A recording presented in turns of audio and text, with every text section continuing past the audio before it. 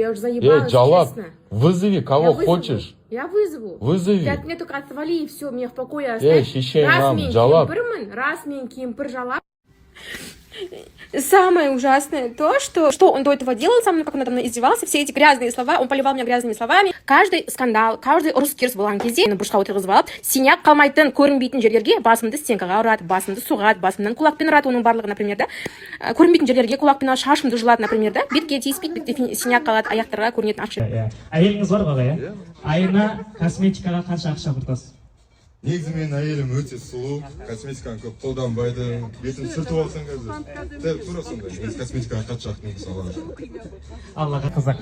Ендеше сыйлықты алуға ханым берсеңіздер, арнайы жаңа коллекцияның косметикасын сізге табыстайтын боламыз. Ал? Жоқ, келіншегіңізге бересіз аға. Бол. Келіншеге тұрып қошемет ұрып қойыңыз, сіз үшін косметика ұрып қойыңыз. Қазір сізге табыстайтын болады. Тез өттерсеңдер қыздар.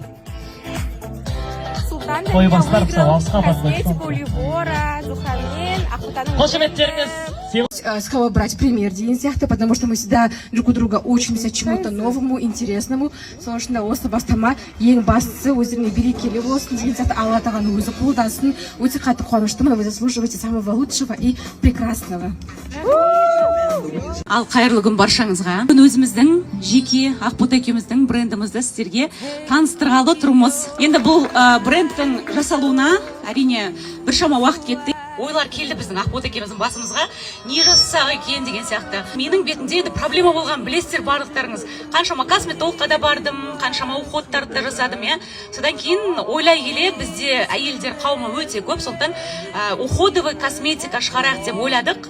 Бүгін бізде Ливораның ішінде осы бикеш, біздің уходовый косметикамыз ішінде сары суы бар, нәрлендіретін пенкасы бар және кремі бар. Бұл басқа косметикамен салыстыруға мүлде келмейді, өйткені бізге жүрегімізден шыққан туынды бұл.